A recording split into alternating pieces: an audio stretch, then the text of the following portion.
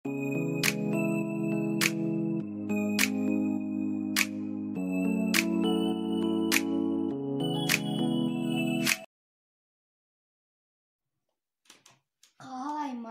кыргыз элим баарың тегиз.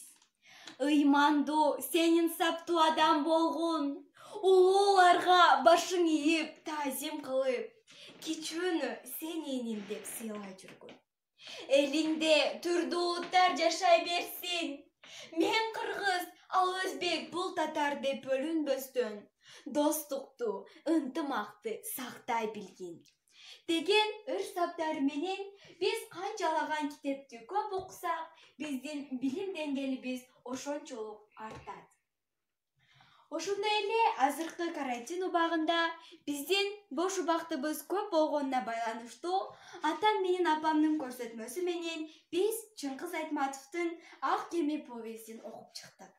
Бул чыгарманы окуп, бунун ичиндеги ар бир каарманды талкуулап, Ак кеме повестинин негизги идеясын аңгемелешип отуруп, бир күнү энемдин түшүнө Ак кеме повестиндеги бала кириптир.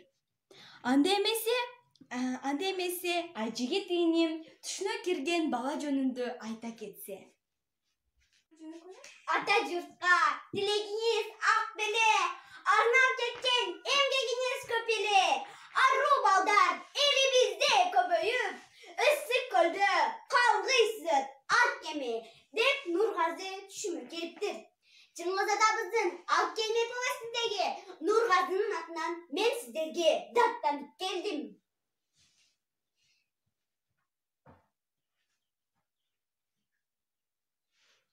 О адамдар, жашоо мынчалык кыйын. Өткөн күндөрүбүз бирде күлүп, бирде ыйын төгүп келет. Эмне үчүн адамдар иче ыркылдашып жашайт? Эмне үчүн бирөө жакшы, бирөө жаман? Эмне үчүн бирөө бактылуу, бирөө шордуу? Эмне үчүн бирөөнүн баласы бар, а бирөөсү балага зар? Эмне үчүн бирөөдөн эч ким коркпойт, а бирөөдөн баары коркот? Эмне үчүн бирөөнүн маянасын бербей жеп кое алат? Кыязы, биздин аймакта маянаны эң көп алган адам байлар го, мыктылар го. Бирок таятам маянаны эң аз алат. Ошондуктан аны баары эле кордой беришет. Таятам момун дегенчелик адам. Элдер аны элбек момун деп атап алышкан. Улуу дебей, кичүү дебей, жат дебей, көрүнгөнгө жапырылып салам берет. Жумшаган ишке моюн толгобой. Көздү карап туруп, өмүрүндө оозунан жок деген чыккан эмес. Кимге болбосун, качан болбосун, куп деп кызмат кылып келе жатат. Бирок таятамдын ак көңүлдүгүн баалаган эч ким жок. Сыйкырчы келип таятамдын майнасын көп кылып жиберсе, анда Ороскол да, элдер да, тайынем да таятамды урматташат беле деп Нургазы түшүндө даттанды.